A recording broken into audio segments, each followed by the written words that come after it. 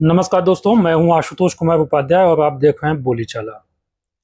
अभी अभी थोड़ी देर पहले ही पंजाब के शिक्षा मंत्री का एक वीडियो सामने आया है, जिसमें वो ये बता रहे हैं कि ये जो पेपर लीक है ये उनका डिपार्टमेंट नहीं है और ये पेपर लीक नहीं है, और बहुत कुछ बता रहे हैं। आप इसको सुनिए, फिर इसके बारे में हम बात करेंगे। Pharmacy paper leak was not a paper leak, it was cheating. जो लोग बच्चे चीटिंग कर रहे हैं उनको मौके पर पकड़ लिया। दूसरा ये है कि that was not my department, वो मेरे फेलो कलीग का डिपार्टमेंट है, पर कैबिनेट की कलेक्टिव रिस्पांसिबिलिटी होती है, so I can not run away. इसलिए मैं और ये लोग बोलेंगे पूरा अब मैं देख रहा हूँ कुछ हद तक मुझे टैग कर करके कि अच्छा जी pharmacy, so it was not my department. Second thing, and it was not a paper leak, most important was cheating which was caught red-handed and police took appropriate action. Third चीज ये है जी कि पूरे देश के ਵਿੱਚੋਂ बहुत सारे opposition leaders ने इस protest को ज्वाइन किया। I am also only sitting education minister who went there. मैं स्टेज से नहीं रह के सारा दिन है ना शाम में जो बच्चे हो, so now they are saying that अच्छा पंजाब में भी। तो इनका कहना है कि ये डिपार्टमेंट इनका नहीं है और फार्मेसी का जो एग्जाम हुआ ये चीटिंग है, पेपर लीक नहीं है। यही तो सवाल है भाई, कि पेपर लीक हो या चीटिंग हो, इससे किसको फायदा होगा? इससे केवल उन बच्चों को फायदा होगा जो असफल होने वाले योग्य हैं और सफल हो जाएंगे, चाहे वो पेपर लीक के माध्यम से हो या चीटिंग के माध्यम से हो। और दोनों की जिम्मेदारी किसको होती है? दोनों की जिम्मेदारी सरकार की होती है।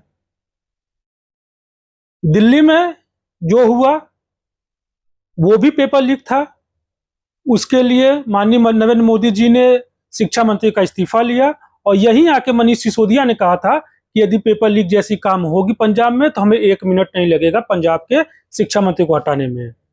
अब यहाँ पे आकर पहले तो कुछ नहीं हुआ, अब जब भंडाफोड़ हुआ तो ये पेपर लीक नहीं, ये चीटिंग है।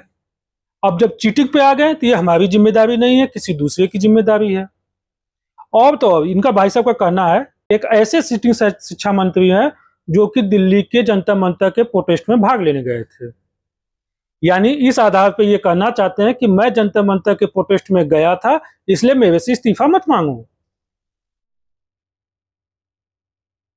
अब मैं पूछना चाहता हूं अरविंद केजरीवाल से, मनीष सिसोदिया से और उन तिलचट्टों से जो दिल्ली में आके दिल्ली को कैद करने की पूरी साजिश किए, दिल्ली में तोड़फोड़ किए, दिल्ली के पुलिस वालों को मारे, कितनों का सर फोड़ दिए, वो आज कहां है? क्या दिल्ली में लड़ाई केवल राजनीतिक थी या आप वाकई में छात्र के लिए लड़ रहे थे?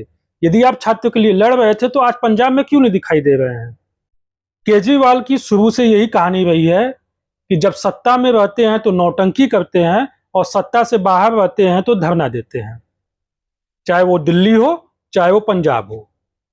यदि अब मनीष सिसोदिया और अरविंद केजरीवाल आप में थोड़ी सी भी शर्म पची हो तो इनका इस्तीफा लेके दिखाओ, तब सच्ची डेमोक्रेसी की जीत होगी। मोदी जी तो डेमोक्रेसी पे ही चलने वाले हैं, इसलिए कुछ लोगों की आवाज पे धर्मेंद्र प्रधान को हटा दिए। अब आप हटाइए और बताइए कि आपके यहाँ भी डेमोक्रेसी है।